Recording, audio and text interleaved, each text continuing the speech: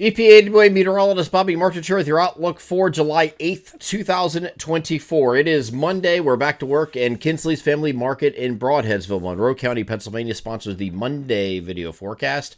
Summer is here to stay. Be sure to stop into Kinsley's to get all of your summer grilling favorites fresh from their in-house butchers 7 days a week, cut just the way you like it.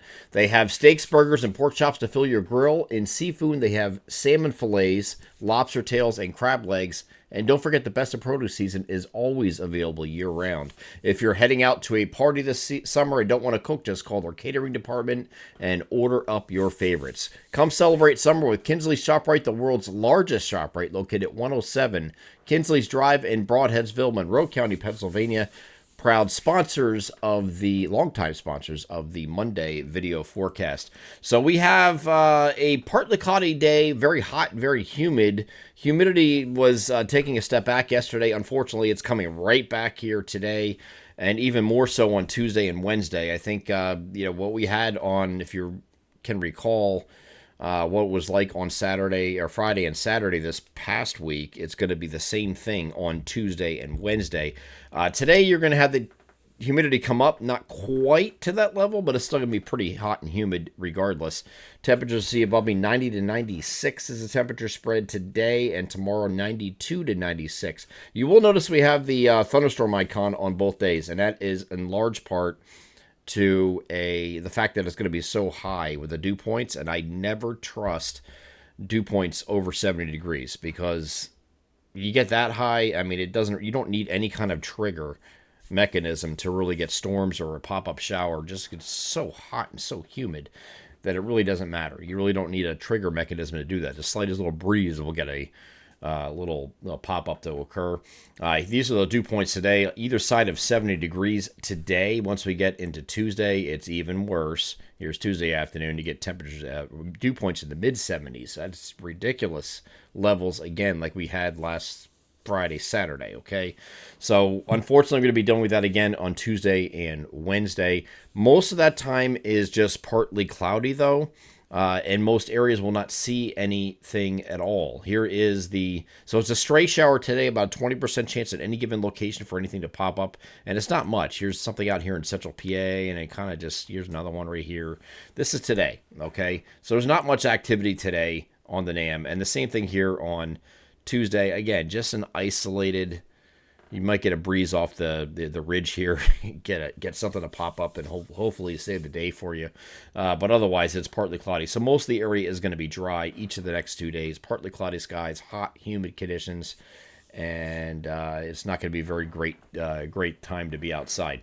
Okay, so that is in large part due to the dew points. There's no trigger mechanism. If you look to the southwest portion of this image here, this is the model image for early this afternoon. This is what is expected to be a hurricane at landfall again. This is Beryl. This is what moved through from the Windward Islands, and it came all the way up through the Caribbean, hit Jamaica, hit the Yucatan Peninsula, and now it is making landfall, or will have made landfall for most of you watching this video, normal time on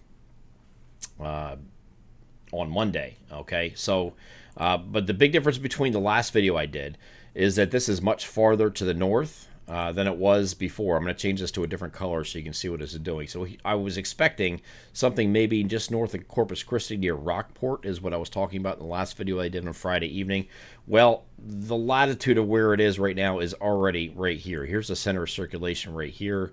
So it's obviously in the same latitude as that, and it's not going to hit there. So not directly anyway. So you're going to have the landfall point here in this case is probably going to be somewhere up in here, which is the just south of the Houston Metro, which of course is right here.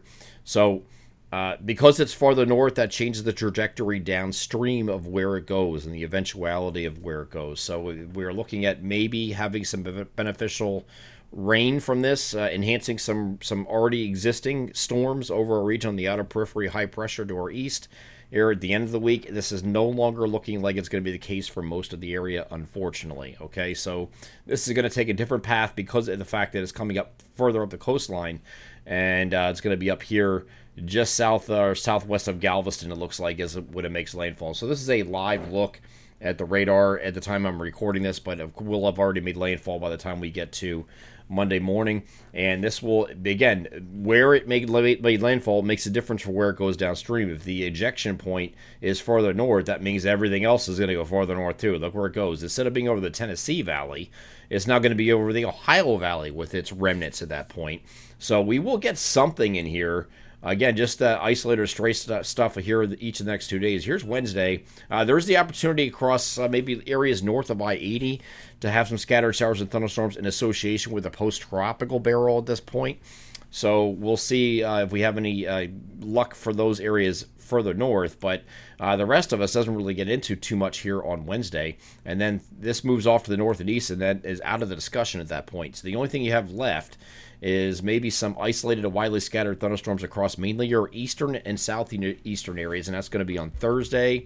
And same thing here on Friday, same areas, and same thing here on Saturday, same areas. This is not a washout on any single day. It is partly sunny. Otherwise, you will have the opportunity between during the afternoon and at least early evening for scattered showers and thunderstorms all 3 of those days, Thursday, Friday, Saturday.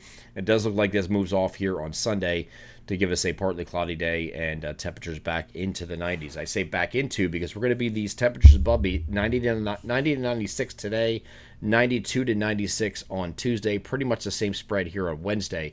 Thursday, Friday, Saturday may cut back a little bit to the upper 80s, mid to upper 80s for highs across the region.